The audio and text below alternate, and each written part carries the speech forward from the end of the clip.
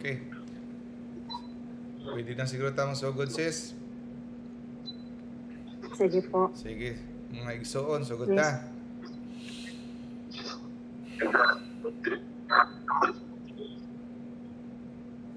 Sige. Sige, sis. Ikaw din. Mag-amputa sa ngalan sa Amahan, sa Anak, sa Diyos, Espiritu Santo. Amen. Amahan mong langit no, nagpasalamat kami karong taknaan nga niya no, sa kami nagkatigom diha sa pagpaminaw sa imong pulong. Ug ginaton ta Lord nga kini mga pulong among madunggan karon, ug kini sa among kasing-kasing ug nahuna aron ikaw ang maging mahimong sentro sa among pagpanginabuhi. Salamat sa panahon Lord, sa grasyang among dawat, sa maayong panglawas, sa maayong panahon. O ginaton ta Lord nga ang among madunggan karon makadugang kini sa among pagpasabot ug kalawom sa among pagtuod diha kanimo. O ginaton ta Lord nga i-guide nimo ang among speaker karon sa mag-talk Lord nga unta masabtan na mo ang iyang mga ipangsulti nga mo gawas sa iyang baba Lord. Ginaton ta Lord nga ikaw magagiya kanamo karong orasa uban sa ako ang mga kauban karon maminaw diri sa Zoom ug uban sa maminaw kung asa man sila nga makadungog ni aning pag explain karon ni Dr. Ching unta masabtan namong tanan. Kining tanan Amahan akong ginapangay ginapasalamatan sa ngalan ni Jesus. Amen. Sa ngalan sa Amahan, sa Anak, sa Diyos, Espiritu Santo. Amen. Thank you, sis. Mayang gabi, good evening sa lahat mga kapatid. So, good evening. Greet ko lang ang mga andito na. Sis Aprilyn, Brother Paul, good evening. Sister Janet, Sister Jocelyn. Yun, good evening sa inyong lahat, brothers and sisters. So, ngayon, simulan natin. Ang topic natin ngayong gabi ay about marriage. Bakit importante ang kasal? Sino ba ang nagtatag ng pag-aasawa o sakramento ng pag-aasawa? Makikita ba siya sa Biblia? Pwede bang live-in na lang?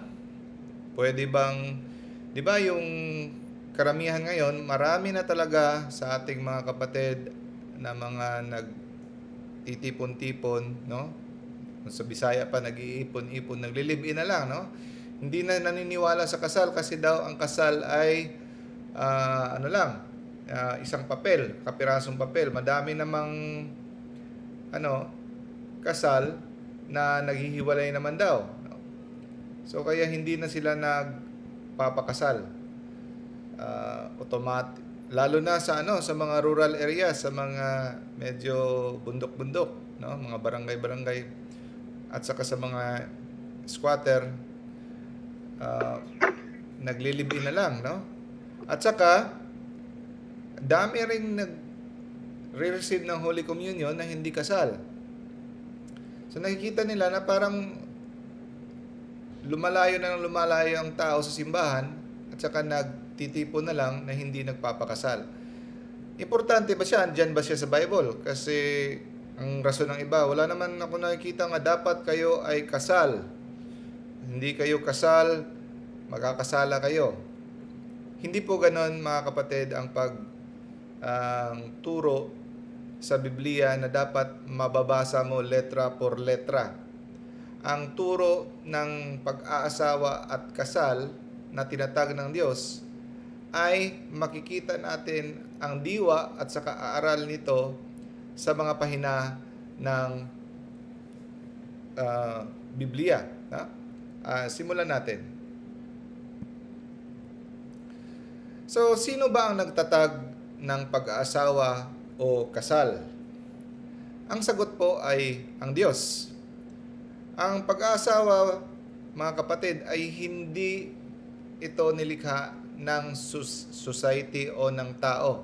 It is not a human invention or invented ng sosyedad or society. Hindi po. Or ng gobyerno or ng mga tao. Ang Diyos talaga.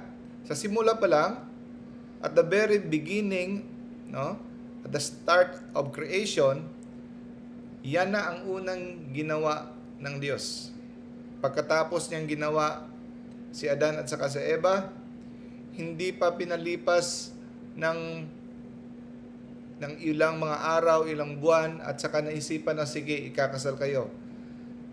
On the 7th day, no? On the Sabbath day, culmination ng creation, sila agad, ang lalaki at babae, si Adan at saka si Eva, kaagad sila ay kinasal ng Diyos. No? It is God who instituted marriage. Tandaan natin yan, mga kapatid. Hindi ang tao o gobyerno ang nagtatag ng pag-aasawa o kasal. Andyan na siya sa isipan ng Diyos. Mabasa natin sa Genesis, no? When God created humanity, He instituted marriage. O, kita nyo? Nung ginawa niya ang sangkatauhan, kasabay nito ay tinatag niya ang pag-aasawa. So God created man in His own image. In the image of God, He created him. So, yung image ni God ay male at saka female. Therefore, ang lalaki, iiwan niya ang kanyang mga magulang at saka sasama siya sa kanyang asawa at sila ay magiging isang laman na lang. So, diyan makikita na silang ni Adan at saka ni Eva ay kinasal ng Diyos. Salita ito ng Diyos na ang lalaki ay iiwan niya ang kanyang mga magulang at sila ay magsasama at sila ay magiging isang laman, meaning isang nilalang. So diyan natin makikita na ang Diyos ang nagtatag nito. Next question. What does the Bible say for those who are not married? Ano bang sinasabi sa Biblia ng mga taong hindi kasal? Nagsasama lang na hindi kinasal ng Diyos. Sila lang nagsasama-sama na walang pahintulot sa Diyos o walang basbas ng Diyos. Meron ba tayo makikita sa Biblia, mga kapatid? Deuteronomy chapter 23 verse 2. No one born out of wedlock or any descendant of such a person, even in the earth, in the 10th generation, may be included among the Lord's couple. So, ang mga anak ng mga hindi kinasal, sabi dito, so, woe to those children of not out of wedlock. So, ang mga anak ng mga hindi kinasal ay hindi ma-include, no? Among the Lord's people. Hindi sila masasama sa Lord's people. So, mga kapatid, dito pinakita ng Diyos na napaka-importante para sa Kanya ang kasal. Na siya mismo ang magkakasal. Na hindi po pwede na tayo ay magsasama-sama lamang na hindi tayo kasal sa harap ng Diyos. Kita mo itong warning? No one born out of wedlock or any descendant of such a person, hanggang 10th generation, kung sa ano pa yung sumpa, may be included among the Lord's people. So, ito ay stern warning ng Diyos sa Old Testament. So, kahit sabihin nila na hindi naman ganun ang Diyos ngayon sa New Testament, pero dito natin makikita kung ano ang diwa, anong nasa isip ng Diyos, ano ang kanyang, how He feels about marriage and concubinage.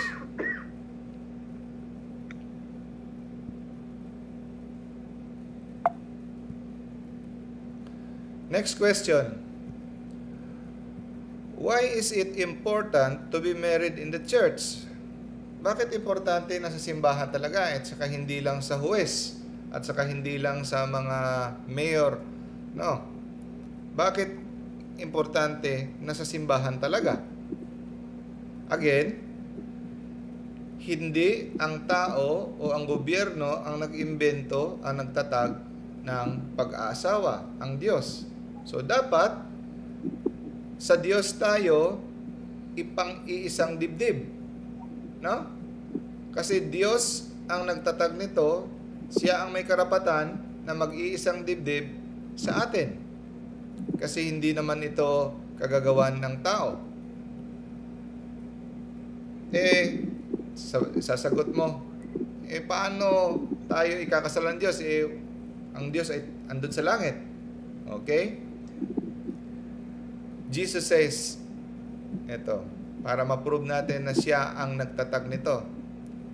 Have you not read from the beginning, the Creator made them male and female?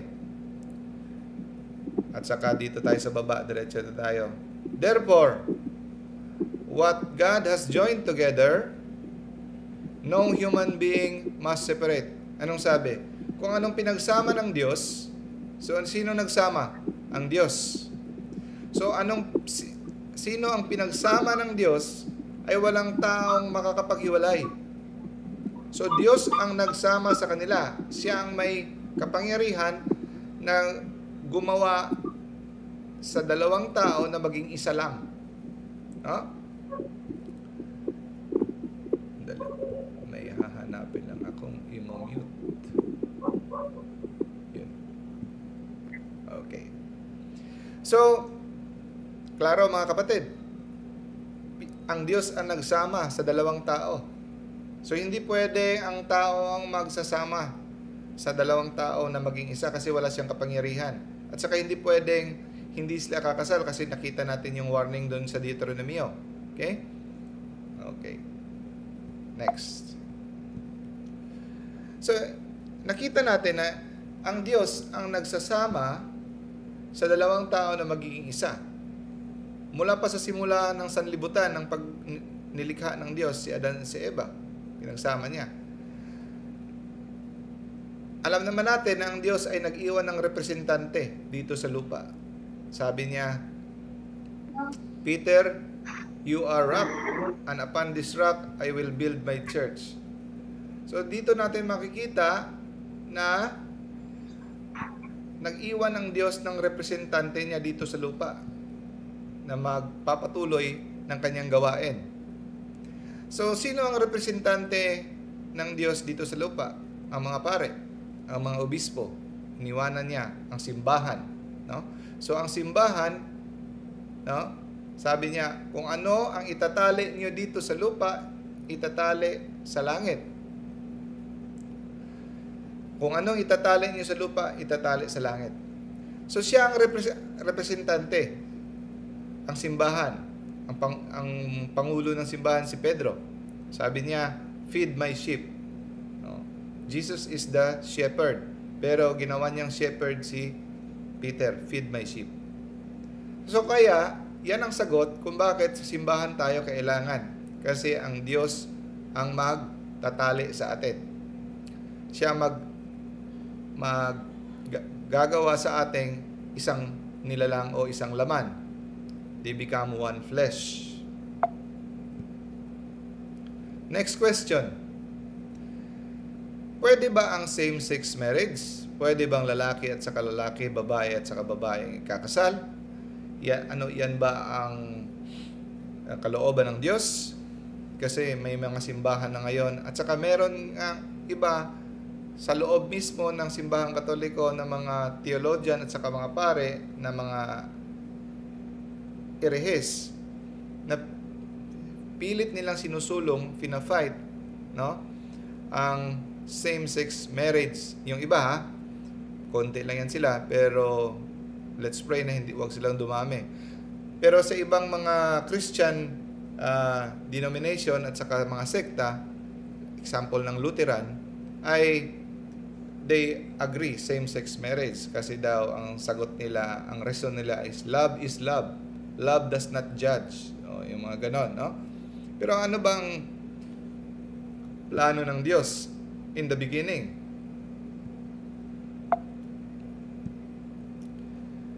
Sabi niya dito, let's take note sa Genesis, that man is created male and female. Lalaki, babae, hindi male and male. Male and female, so that the husband and wife may bond with each other and engage in procreative activity. So, yung procreative activity, mga kapatid, ang ano dito, keyword, para sila ay go and multiply, para makamag-multiply sila, kasi sila ang ginawa ng Diyos na instrumento para gumawa ng bagong nilikha. Ipinaubaya ng Diyos sa kanila ang paggawa ng bagong nilikha. So, hindi paano makagawa ng bagong nilikha ang babae at saka babae, lalaki-lalaki. So, yan ang number 1 purpose ng marriage, to bring forth new creation.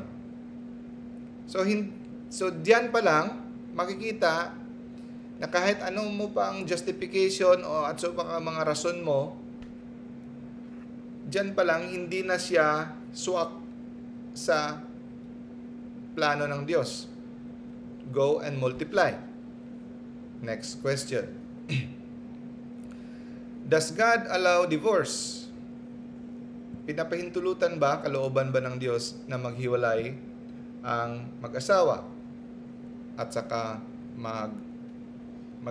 mag-asawa ulit ng iba? Okay. Tinanong si Jesus ng mga Pariseo. Tinanong siya sa Matthew chapter 9 verse 3. Sabi, is it lawful? Makatarungan ba na i-divorce ng tao ang kanyang asawa sa kahit anong rason? Anong sagot ng Diyos? Sabi ni Jesus, hindi niyo ba nabasa na sa simula, the Creator made male and female, and for this reason, man shall leave, iiwanan niya ang kanyang mga magulang, at saka magsasama silang dalawa ng kanyang asawa at sila ay magiging isang laman. Kaya mga kapatid, isipin nyo parati, yung asawa nyo, pag matapos kayong kinasal sa harap ng simbahan, ang tingin sa inyo ng Diyos ay isang laman na lang, isang tao na lang kayo. Kaya walang taong makakapaghiwalay dyan. No? Kaya mahalin mo ang asawa mo kasi kasapi yan ng katawan mo. Isang laman na lang kayo. No? Kaya ayaw ng Diyos na maghiwalay o mag-aaway ang mga mag-asawa. No? So they are no longer two, hindi na sila dalawa. Pero isang laman na lang. Ganon ka-importante sa mga taong mahilig mag-chicks dyan. Isipin niyo yan. Isang laman ka na lang. Hindi po pwede yung maghahanap ka pa ng iba.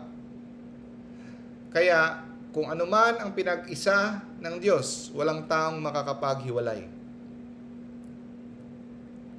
So dito, makikita natin na they become one flesh. So God, originally, ang layunan ng Diyos originally ay marriage to be a lifelong, buong buhay.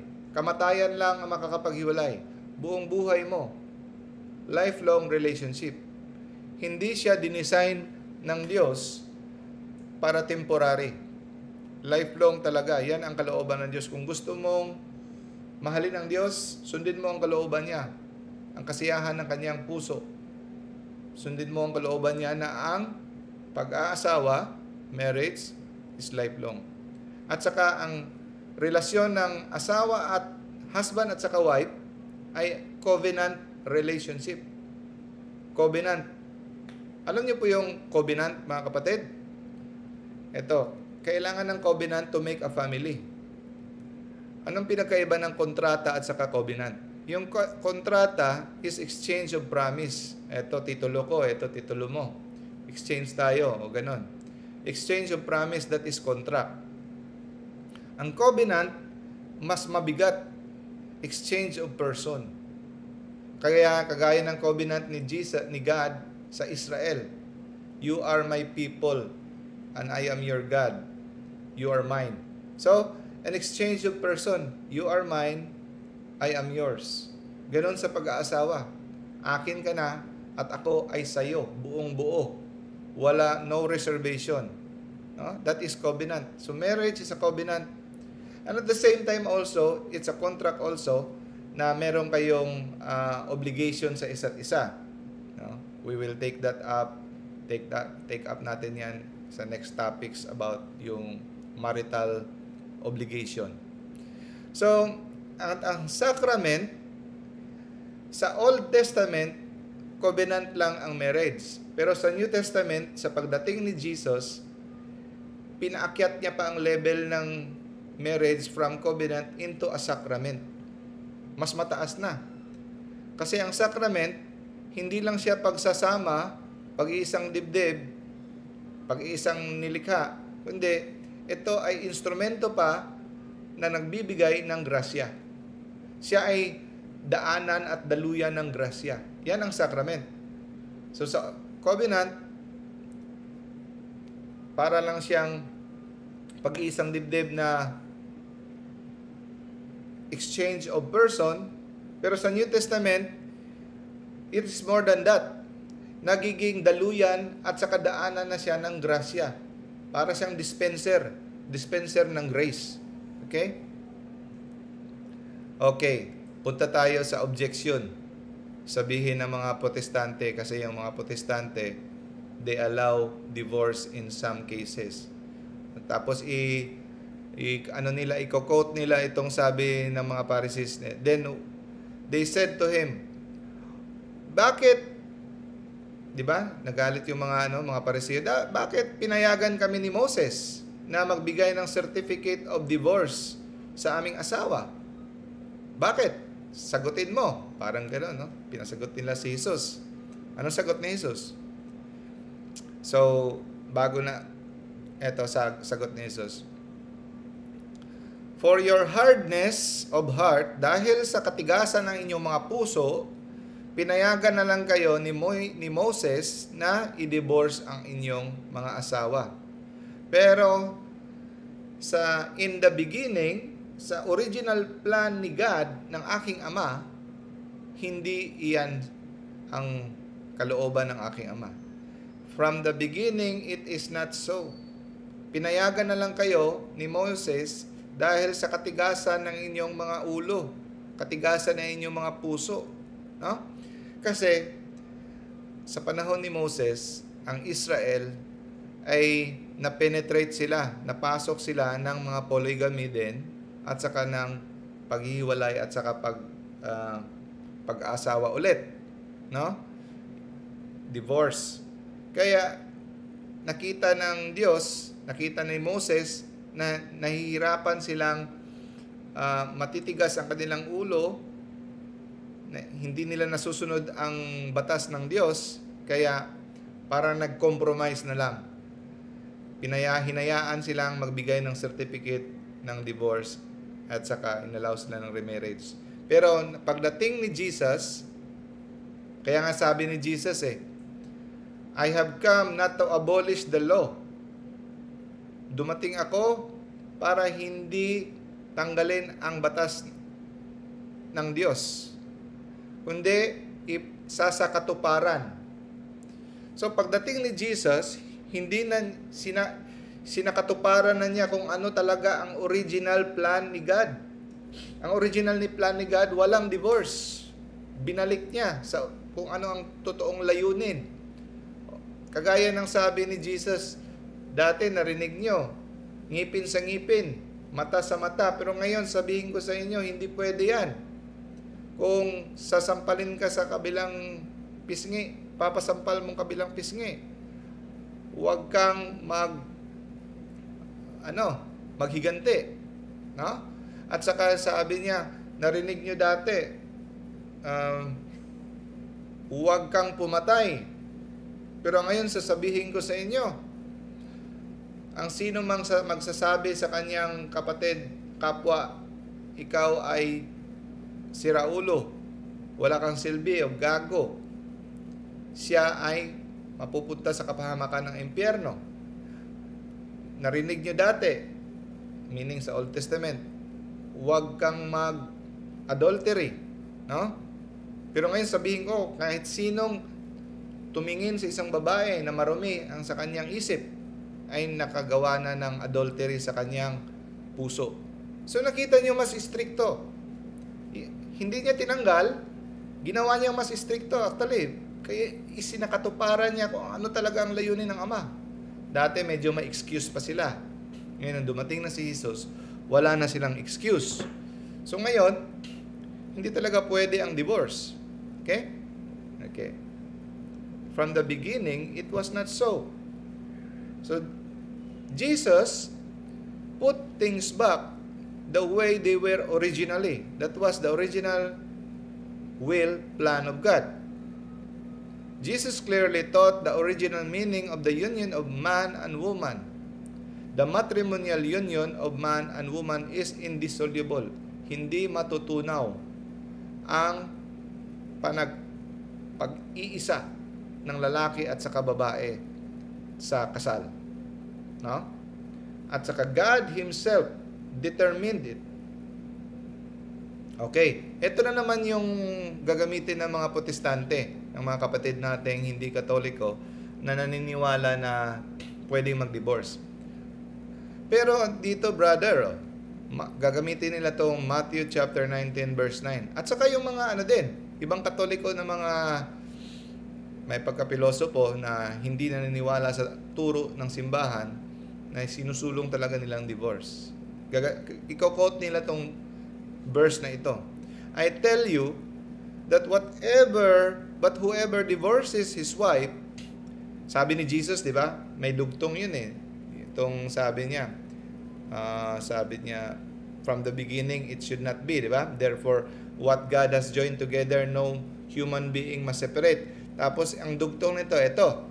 I tell you that whoever divorces his wife and except for sexual immorality and marries another commits adultery, and he who marries her when she is divorced commits adultery. Ano ang important line dito? Napansin nyo? Sabi dito, I tell you that whoever divorces his wife except for sexual immorality. O kita mo, brother? Sabi dito,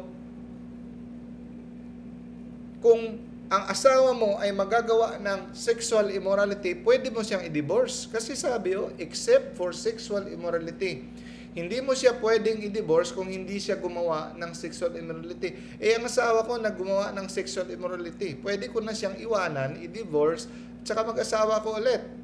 Yan ba ibig sabihin nun? Mali.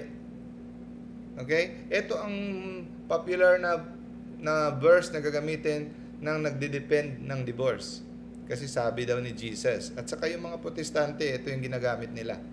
So, ang tanong, does Jesus leave a loophole? Ito ba yung loophole na pwedeng gamitin for divorce in Matthew chapter 19 verse 9? Okay. Hindi.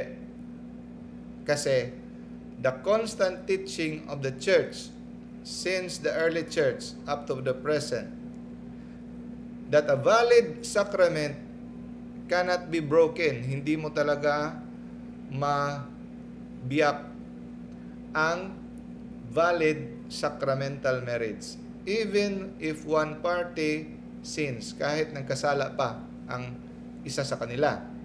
Okay? Binigyan ng diin ni Jesus, therefore what God has joined together, no human being must separate. Walang makakapaghiwalay sa pinagkaisa ng Diyos. At saka hindi pa yan. Ha? Kasi, mga kaibigan, mga kapatid, isipin nyo ito.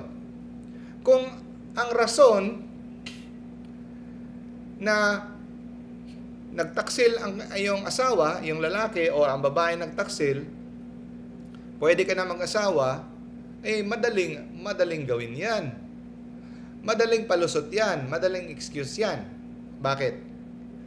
For example, ako, may gusto akong hiwalay ng asawa ko kasi hindi na masyadong sexy. May nakikita na akong mas sexy sa opisina. O medyo kulang ng ngipin ni Mrs. At saka maingay na siya at saka may bilbil na, no? At saka itong sa office mate ko, medyo may mas maganda at saka mas maalaga. Wala na akong gana kay Mrs. Anong gagawin ko? Hindi ko siya bibigyan ng magandang trato. Mamaltrato ko siya, hindi ko siya papansanin. Pwede ko siyang hindi bibigyan ng pagmamahal o hindi ko siya papansinin o sasaktan ko siya. Sasaktan ko siya hanggang mapupuno na yung misis ko at saka hindi niya na makakapag-isip siyang manlalaki.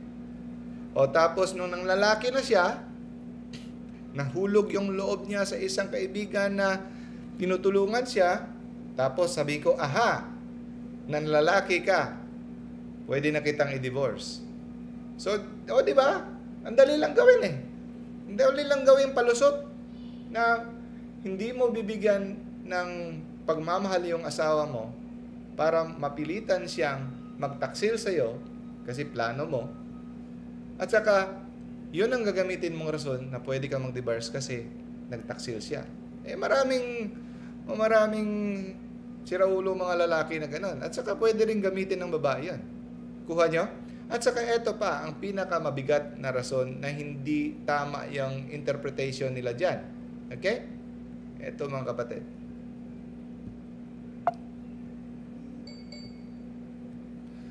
Sa biblical scholars, such as J. Bon Servin, ang ginamit dyan sa Bible ay porneia, hindi moicheia. Yung sinabi dito, anyone who divorces his wife except for sexual immorality, no? Ang ginamit dyan ay porneia, hindi mocheia or adultery. Ang porneia ay, ibig sabihin mga kapatid, unlawful sexual intercourse.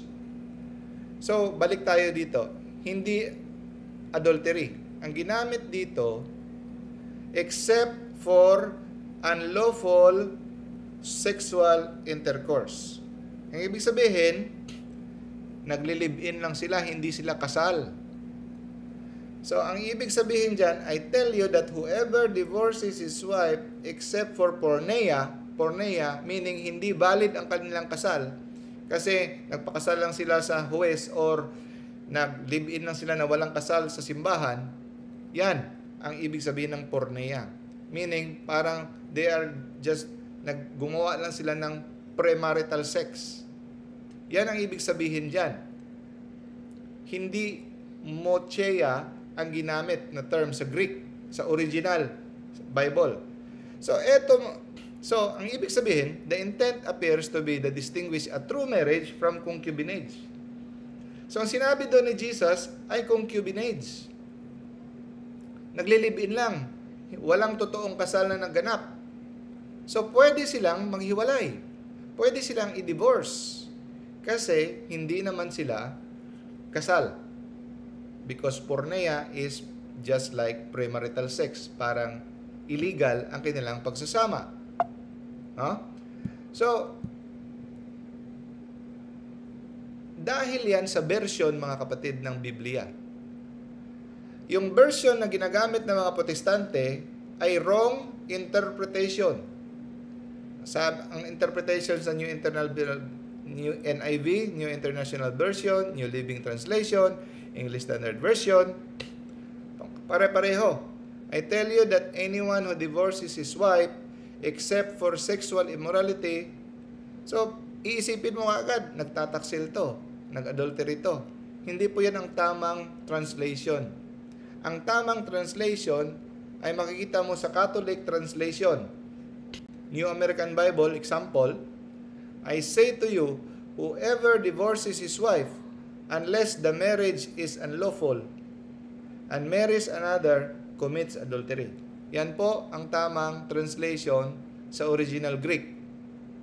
Na kung sino man ang magde-divorce sa kanyang asawa at saka ito ay hindi, kung ang rason naman ay hindi naman unlawful marriage, siya ay nag-commit ng adultery kung siya ay mag-aasawa ulit.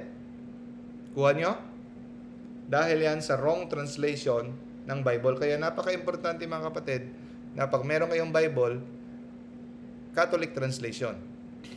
Sino naman ang nag-compile ng Bible? Yung Catholic. Pag maraming translation ng mga Protestant translation, no?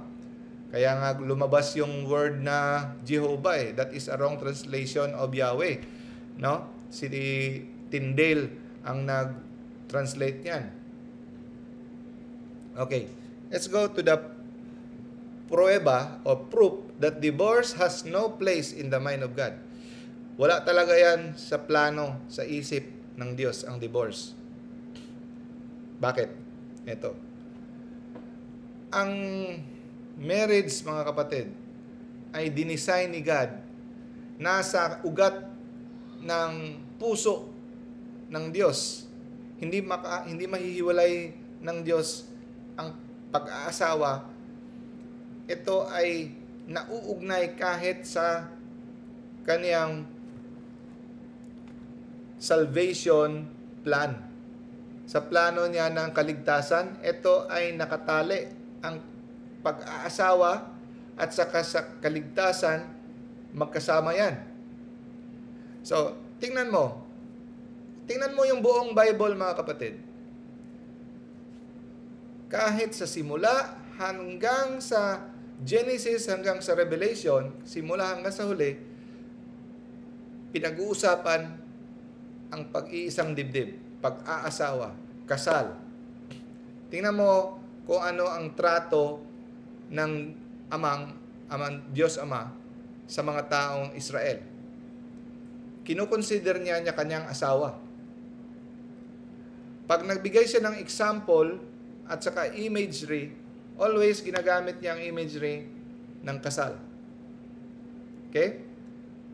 The bridegroom care for his bride. So God is the bridegroom. Siya yung lalaki, kakasal sa bride, which is Israel. Okay. Sa Isaiah, ano ang mga term na ginagamit ni Lord? I will greatly rejoice in the Lord. My soul shall exalt in God. And then, shortcut, as a bridegroom decks himself with a garland, and as bride adorns herself with her jewels. Okay. At saka makikita natin, ilang beses nagtataksil ang Israel, the people of God, ang Israel, sa Diyos. Parati nilang nagtataksil. Maghihingi ng patawad ang Israel, papatawarin, tapos tataksil ulit. No, nagsisimba sila ng mga Diyos-Diyos. Di ba? So kahit ilang beses siyang pinagtataksilan ng Israel, hindi talaga iniiwan ng Diyos ang Israel. Hindi niya finorsake, no? Hindi niya tinigil ang kanyang relasyon. Siya ay parang asawa or husband na parati niyang hinahabol ang asawa niya pabalik sa kanya. Dito natin makuha ang ideya na ang plano ng Diyos ay habang buhay talaga. Even though Israel's unfaithfulness to God, God does not forsake His covenant with Israel, any more so than a faithful husband would forsake his marriage with his beloved wife. Ewan ko lang mga kapatid kung nabasa niyo ang kwento ni Prophet Hosea at saka si Gomer. Alam niyo ba, napaka makulay ng kwento ni Prophet Hosea. Inutusan ng Diyos si Prophet Hosea na mag-asawa ng isang prostitute. At saka itong si Gomer na prostitute, ilang beses siyang pinagtataksilan kahit binili na niya, pera niya, binili niya, tutubusin ko itong prostitute ito, daling ko ito sa bahay, gawin kong asawa, bumabalik, nagbebenta na naman ng laman, nagkakaanak sa ibang lalaki, kinukuha niya. Bakit ba inutusan ni God the Father si Hosea na mag-asawa ng prostitute? Kasi gusto niya ipakita na ang prostitute ay inihalantulad sa Israel na nagtataksil sa kanya at saka si Hosea ay ang Diyos. Na kahit ilang beses siya nagtataksil, hindi iiwan at saka God will stand on His promise. So ganyan din ang marriage. No? Nuptial imagery is employed as allegory for God's relationship. Here, adultery is a metaphor of Israel's idolatry, for better and for worse. Kung mabasa nyo lang ang kwento ni Hosea, grabe. No? Ilang beses niya kinukuha sa mga customer, si Gomer, babalik-balik pa rin. Ganon ka-faithful si God. Okay, why is marriage so important to God? Bakit napaka-halaga at saka napaka-banal na dapat titignan natin ang pag-aasawa, marriage, as so holy na hindi natin pwedeng lapastangin. Bakit? Kasi Christian marriage is an image of eschatological marriage. Ano yung eschatology? The four last things, yung ating huling hantungan. Anong huling hantungan natin? Death, judgment, heaven, and hell. Salvation. So, ang Christian marriage ay imahe ng eschatological marriage, that the heavenly Jerusalem, in the end, Jesus is the bridegroom. It is the feast, the wedding feast in heavenly Jerusalem. Ikakasal siya sa kanyang simbahan. Napansin niyo yung mga salita na ginagamit sa Biblia? Puro kasalan. Okay, pakita natin. Kaya, walang taong dapat maglalapastangan sa kasal at saka sa pag-aasawa kasi ito ay napaka sa puso talaga ng Diyos. Okay? As we have already seen, okay,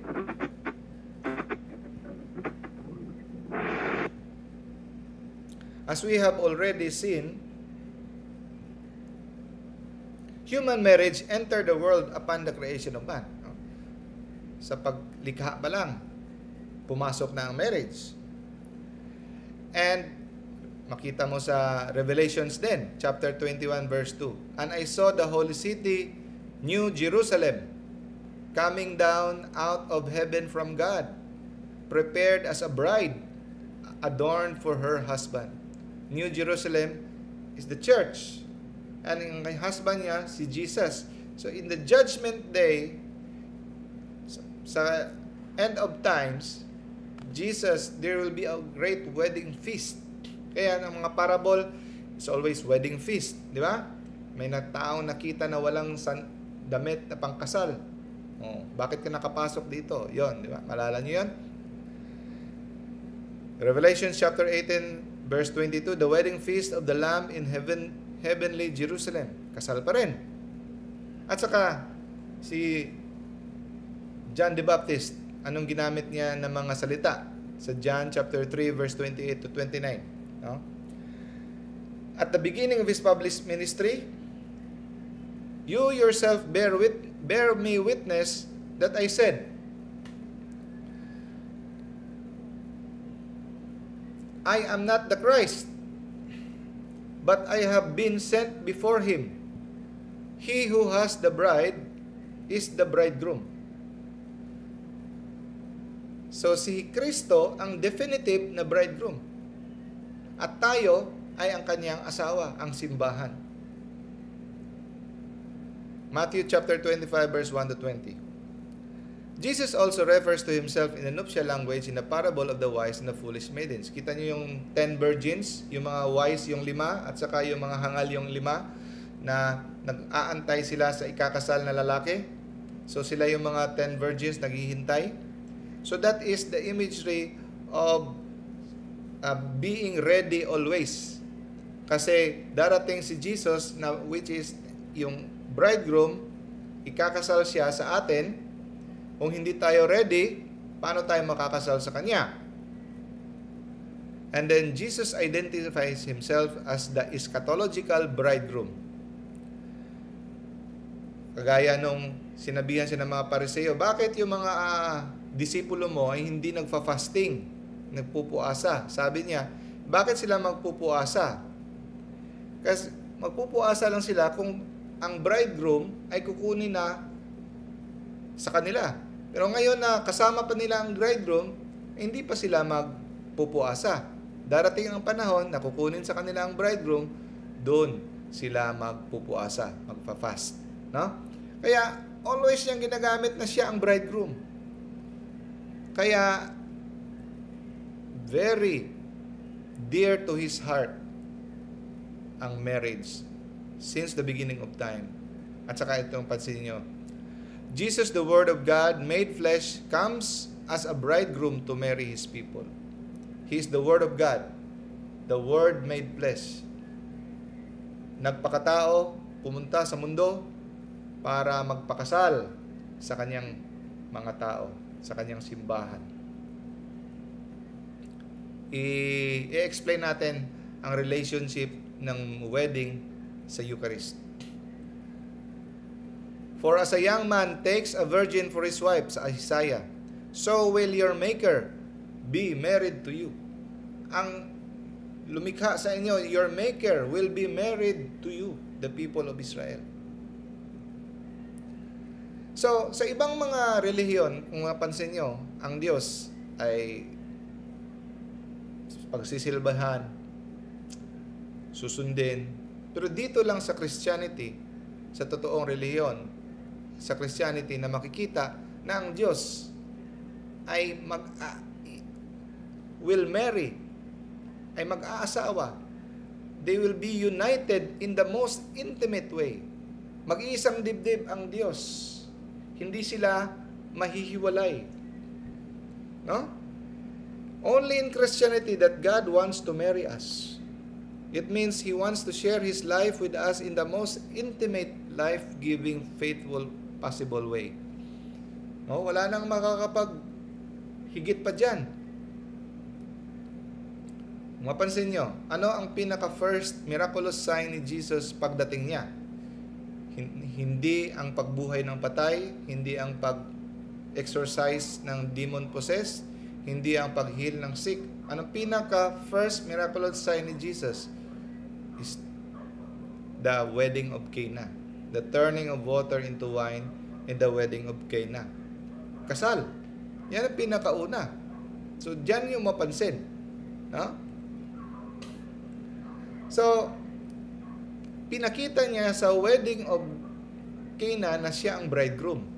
O hindi hindi naman siya yung kinasal bride. Makikita niyo na kung ano yung gusto niya ipahiwatig. Bakit? Sino ba sa kultura ng mga Hudyo ang responsibilidad na mag-provide ng wine? Responsibility yan ng bridegroom. Dito natin makikita na si Jesus, pinakita niya na siya nag-provide ng wine kasi wala ng wine. O kahit nasabihin natin tinulungan niya, pero pinakita dito sa lahat ng mga insidente sa Biblia, bakit pa ito pinakita? Kasi gustong ipakita ni John the Evangelist that Jesus is the eschatological bridegroom. He provided the wine because it is the responsibility of the bridegroom to provide the wine. Okay? Now, balik tayo sa Isaiah sa Old Testament. Ang prophecy.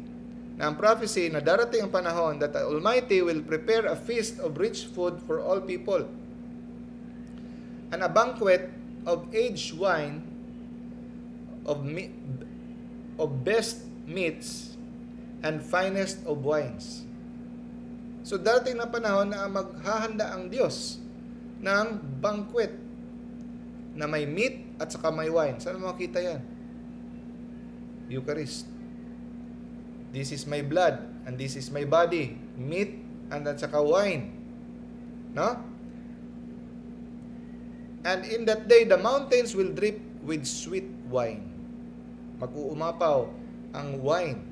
So dito natin makita sa Cana na ang daming wine ang kanyang hinanda. At saka, ang pinaka-the best wine pa. Sabi na, wine of the finest of wines. Ano sabi ng servant? Grabe ka, sir. Yung iba, ang mga best wine sa simula lang binibigay. Pero ikaw hanggang sa huli, best wine nandyan pa rin. So dito makikita yung prophecy ay na-fulfill. The mountains will drip with sweet wine. At saka, sabi ni Mama Mary, my son, they have no more wine. At saka ang sabi ni Jesus, woman, babae, sabi ng iba, hindi daw to respeto. No, this is the highest respect in the Jewish culture. Natatawagin mo woman. No? So, woman is a title. At saka ito ay imagery ng title ng woman sa Genesis. No? Woman clothed with the sun, the offspring of the woman. I will put an enmity between the serpent and the woman. So, my hour has not yet come. Paano ito? How does your concern affect me? Hindi pa dumadating ang oras ko. Ano tong oras na sinasabi? Yung oras na sinasabi dito, references to His future passion, death and suffering, death and resurrection. Yung oras niya. Kasi, bakit ko ibibigay yung wine? Ano tong wine? Yun ang dugo niya. Na kanyang He will pour out His blood. So, it references to His final hour. Okay, ang pansinin niyo dito, 6 stone water jars and 30 gallons, no? Jesus told them, fill the jars with water. So, anong ginamit ni Jesus na jar?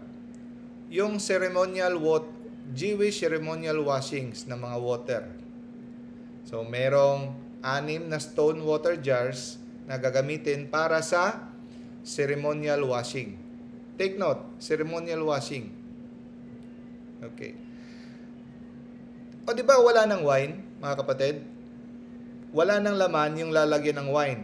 O di ba napaka-logical na dapat ang gagamitin niyang wine, lalagyan ng wine, is yung empty wine cask. Yung mga wala ng laman na paglalagyan ng wine. Bakit niya pinili yung ceremonial, yung stone water jars na gagamitin para sa ceremonial washing? Para sa ceremonial washing, bakit yun ang pinili niya? Because meron siyang gustong ipahiwatig. No? It is a symbolism by John, the evangelist, that it foreshadows His passion, the establishment of His church. Kasi ang water nagsisimbolize ng ceremonial washing para malinis yung mga taong dadalo sa kasal, at saka yung mga ikakasal may nuptial cleansing yan. Lilinisin sila, liligo sila para hindi na sila marumi, malinis na sila. Okay? So dito, it represents ang water na ipanglilinis ginawa niyang wine, at saka sa Eucharist, ang wine ginawa niyang kanyang dugo na iula niya na kanyang He will pour out for the sins will be forgiven, to purify us from our sins. Kaya ginamit niya ang stone water jars for water for purification because it will purify us. Huh? The fulfillment of the Jewish law. So the blood would literally be offered in the form of wine. Kaya dito ay nadagdagan ang ating mga pruweba na it is really not just a symbol, but is really the literal body, blood, soul, divinity of Jesus in the Eucharist. So, Jesus is the bridegroom, providing the wine for His bride, the church. This foreshadows the Eucharist.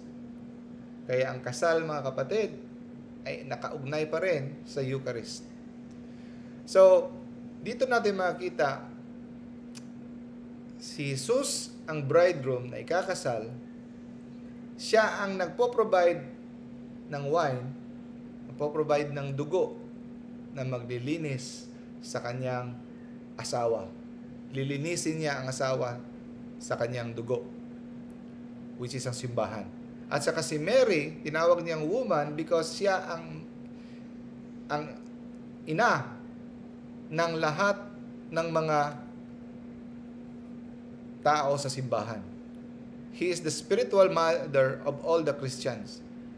Paano natin masasabi? Dito sa Revelation chapter 12 verse 17. And the dragon became angry with the woman.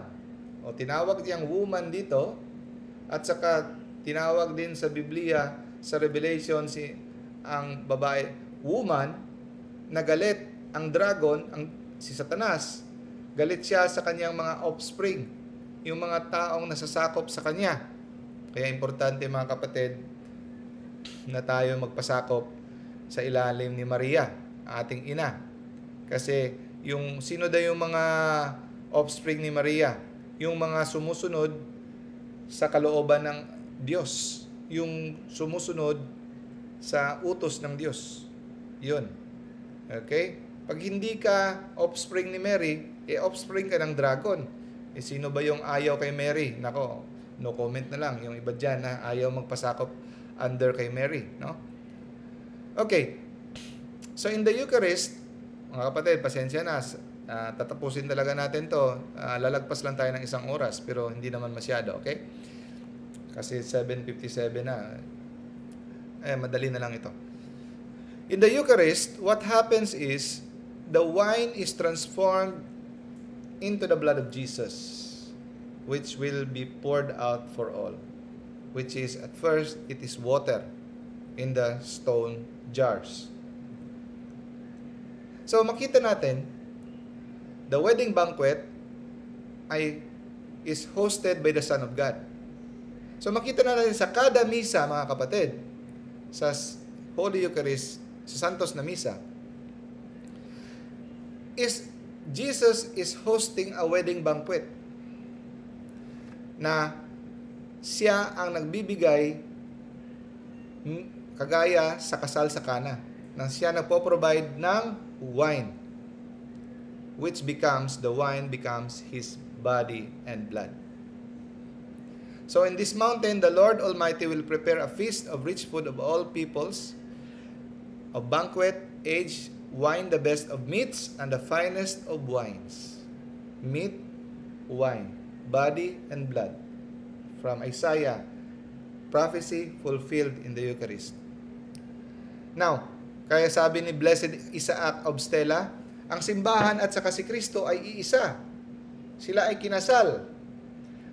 Kaya yung word ni Jesus na what God has united, man should not put asunder, hindi pwedeng ihiwalay, ay ma-apply din hindi lang sa mga babae at sa lalaki, sa kasal, kundi sa simbahan din.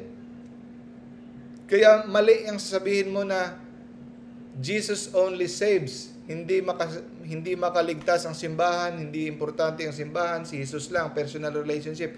Hindi po pwede yan, na si Jesus ka lang. Hindi mo pwedeng i-separate kasi kung anong pinagkaisa ng Diyos, si Jesus at saka yung simbahan, hindi mo pwedeng ihiwalay. Do not separate the head from the body so that Christ is whole no longer. For Christ is not whole without the church, nor is the church whole without Christ, because Christ is the head and the church is the body. Kaya din ang sinabi ni Jesus, ni St. Paul, husband, love your wives, just as Christ loved the church and gave Himself up for her to sanctify her. So, paano sinasanctify ni Jesus ang kanyang asawa? Binibigyan niya ng sacraments, yung kanyang dugo. The sacraments in the liturgy, no? The graces. Siya ang naglilinis sa kanyang asawa, which is ginamit dito ni St. Paul. Binigay niya ang sarili niya, nagpakamatay siya para sa kanyang asawa, sa simbahan, cleansing her by the washing with water through the word, that she might be holy without blemish. So Jesus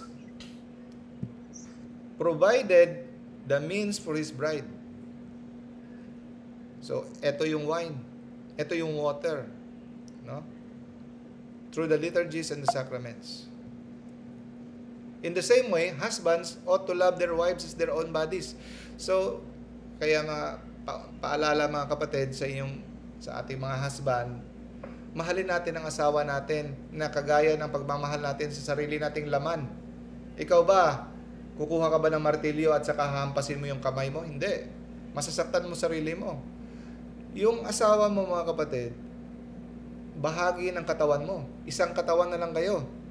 Pag hindi mo pinansin ang asawa mo, mag-equal treatment mo yan, mag-ano ka, magtatanim ka ng galit sa asawa mo, sino niloloko mo? Sinong sarili mo niloloko mo? Kasi you are hating yourself. Sabi no one hates his own body. Kasi kaya akala mo nakakalamang ka kasi hindi mo pinapansin ang asawa mo, ipapanish mo, mag-aaway kayo, maghiganti ko, sarili mo lang pinahihirapan mo kasi sarili mong asawa mo. No? He who loves his wife loves himself. Tandaan niyo yan. And binalik na naman ni Jesus sa kanyang sarili at sa kanyang simbahan. But He nourishes and cherishes it just as Christ does the church. For we are members of His body. So kaya mga kapatid, every Mass is just like a wedding banquet where Jesus is the bridegroom, comes to marry His people, the church. Kaya ganun kaimportante ang kasal. Huwag niyong lapastangin ang kasal. So the entire Christian life bears the mark of the spousal love of Christ in the church. Kaya yung baptism, hinuhugasan tayo, yan ay imagery na ang binyag, kagaya ng imagery ng nuptial cleansing. Bago ikakasal ang mga lalaki at babae, lilinisin sila. Nuptial cleansing. Yeah? Nuptial bath. Liligo muna sila. Yan ang baptism. Bago ka makaka-receive ng Eucharist, ibabaptize ka muna, i-cleanse ka muna. No? So, Christian marriage in its turn becomes an efficacious sign. So, ang pag-aasawa or marriage is a true sacrament of the new covenant. Makikita mo ang salvation history sa new covenant sa pag-aasawa. Siya ay simbolo ng covenant ni Jesus sa kanyang simbahan, ang kasal. So, in the consecration sa misa, yan ang nuptial cleansing, consecration. Hinuhugasan tayo. And the wedding itself is the Holy Communion. Nag-iisang dibdib. We receive Jesus in our body. Okay.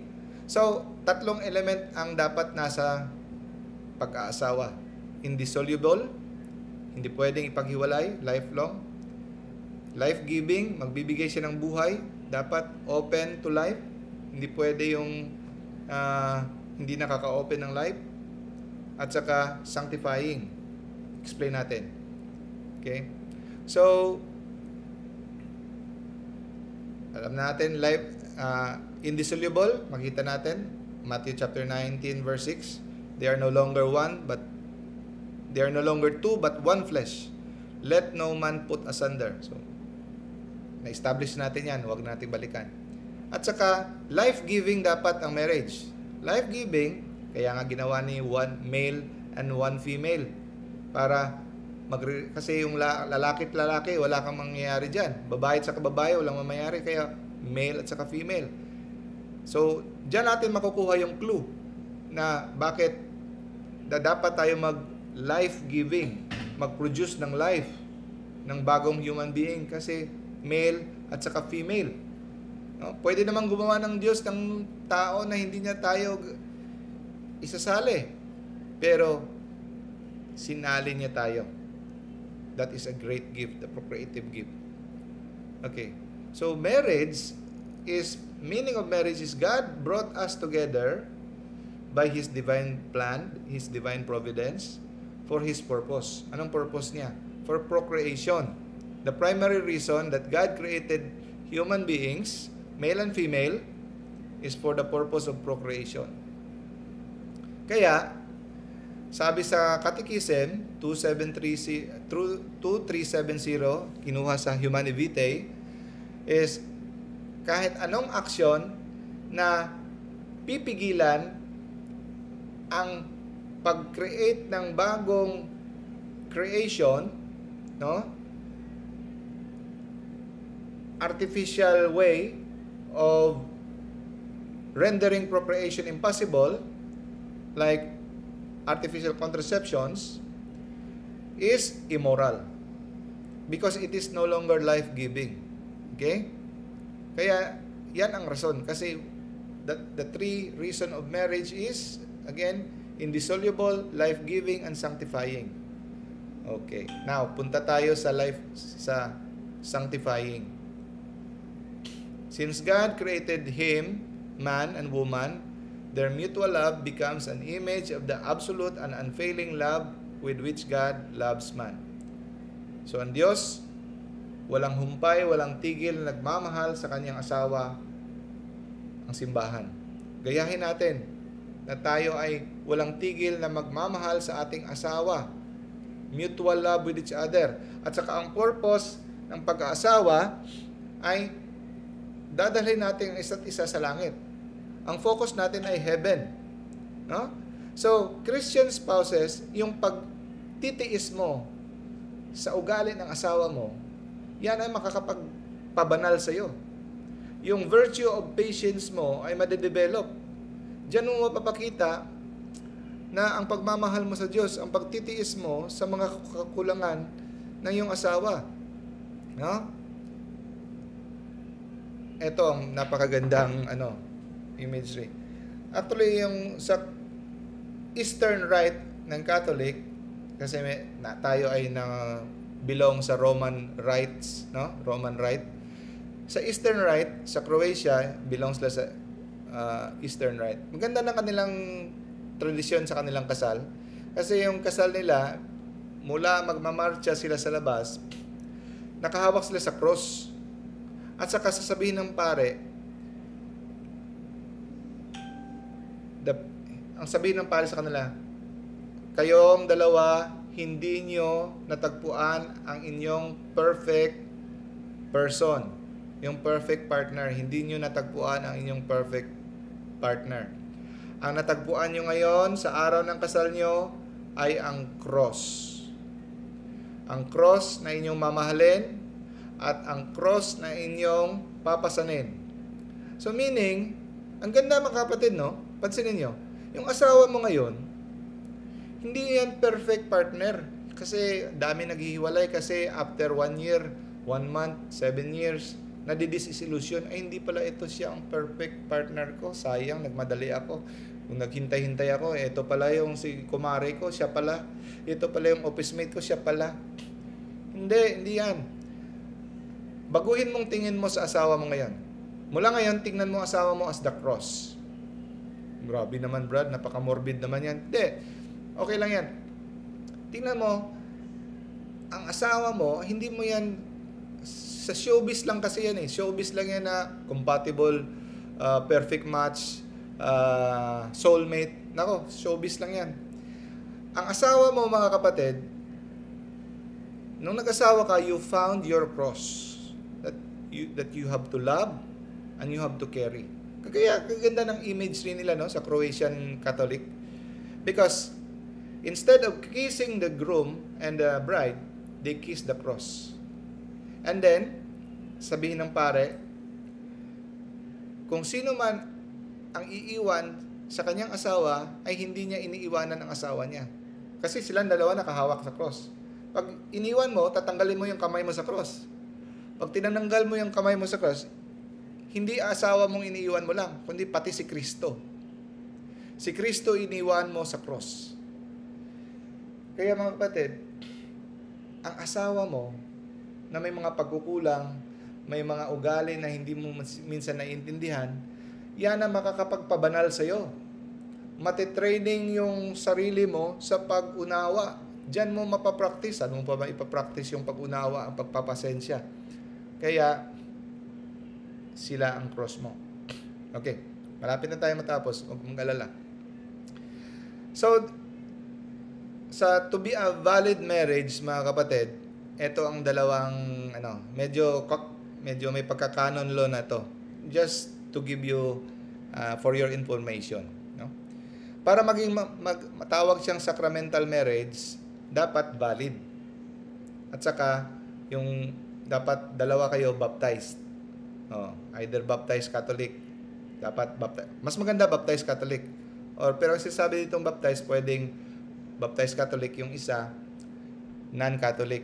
Pero dinidiscourage tayo na non-Catholic, dapat Catholic dapat Kung maasawa mo ay non-Catholic, manghihingi ka ng dispensation sa bishop. So paano maging valid? Ang valid dapat may consent, free to go to marriage.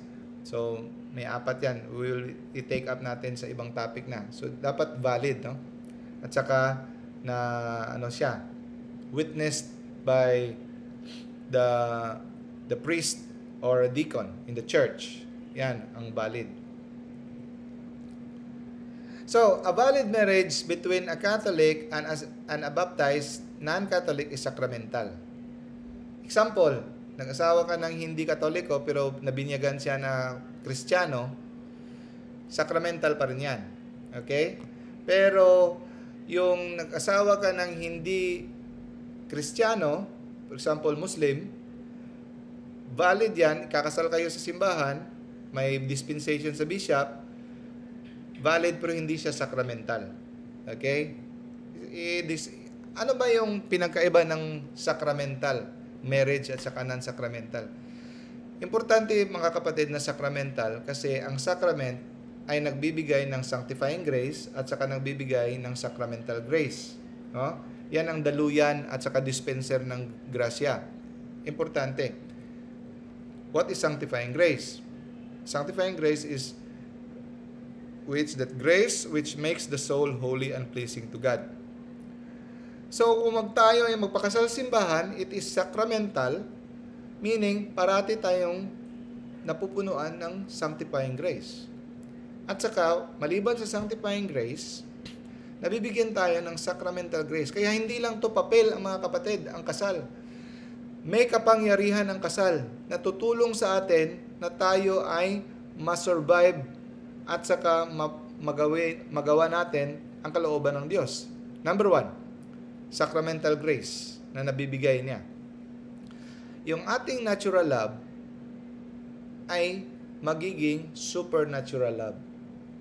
So, kung hindi pa tayo kinasal, yung love natin, yung compatibility natin sa ating asawa, yung ating attraction, natural love lang. Pag tayo'y kinasal sa simbahan, magiging supernatural ang level niya. Magiging kanais-nais, kaakit-akit sa Diyos. Number 2, pag tayo'y kinasal, makakatanggap tayo ng sacramental grace na yung ating pagmamahal ay magiging instrumento para maging banal ang isa't isa. It will be an instrument for the growth in holiness. Tsaka ito ay magagamit natin patungo sa ating pagkasanto. A path to sainthood. Yan ang tulong ng sakramento ng kasal. Pangatlo, makakatanggap tayo ng grasya na para mapalaki natin ang ating anak bilang anak ng Diyos.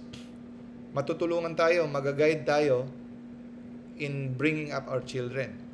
Number 4, pag tayo may problema, wala namang pag-aasawa na walang problema, lalo na financial, no? The sacramental grace will help us being wise kung ano ang mga solusyon sa ating mga problema sa tahanan. No? Bibigyan tayo ng prudence. Mag-guide tayo. Yan ang kagandahan. Saka panglima, mabibigyan tayo ng grasya na para ating mapagpasensyahan, no? Matitiis, at ito ay magagamit natin para sa ating kabanalan. To bear with one another's faults. Sabihin, marami namang kasal sa simbahan na naghihiwalay kasi hindi nila alam kung ano ang grasya na andyan sa kanila at saka hindi nila alam ang turo ng simbahan at hindi mo mapapakinabangan ang isang bagay na hindi mo alam na andyan. No? Kagaya ng kahit may martilyo ka pa, hindi mo alam na dala mo pala yung martilyo mo. Paano ka makapagmartilyo? Gaya din doon.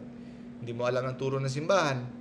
You do not take advantage of the grace at saka hindi ka nagko-cooperate sa Diyos. Hindi naman anting-anting ang kasal na bigyang magiging maganda, maayos ang buhay mag-asawa mo kung hindi ka naman nagko-cooperate sa grasya ng Diyos.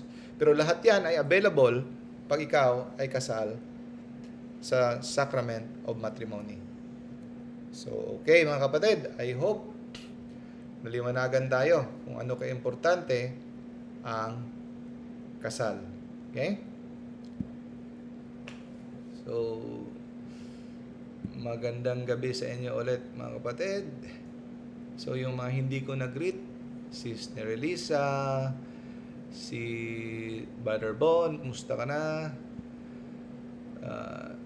Brother Wilson, Sis Jeanette, Magandang Brother gabi Robert. po, Dr. Magandang gabi sis. Sis Jocelyn, Brother Harold. Okay. So, kinsa Thank you po. murag dugay na iko kitaan ning Brother Harold. Brother Harold.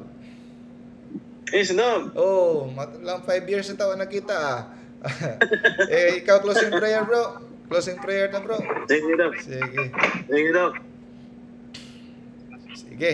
Start na. Sa ngalan sa mahal sa Anak, sa Espiritu Santo. Amen. Diyos nga mahal nga magagagahom sa tanan. Salamat din kay gayunan nga din kami nakapabinaw sa pagtulunan sa imong simbahan.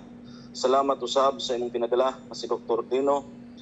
Unta Ginoo kini among mapaambit ug mapuy-an. Mapaambit sa uban nga sa kaminyoon. Sa kaminyo kining tanan Ginoo among gipangayo ug pasalamatang daan pinaagi sa imong bugtong anak nga si Jesucristo uban sa pangama sa Birhen Maria. Diyos nga sa hangtod sa kahangturan. Amen. Sa ngalan sa Amahan, sa Anak, sa Espiritu Santo. Amen. Thank you, brother, sa closing prayer. Mga kapatid, brothers and sisters, bye-bye. See you next week. Brother Danilo, Brother Chris, bye-bye. Sis Gia, bye-bye. Brother Robert, Brother John Edward, hello, inaanak. Brother Mauricio, bye-bye. Sige. See you next week.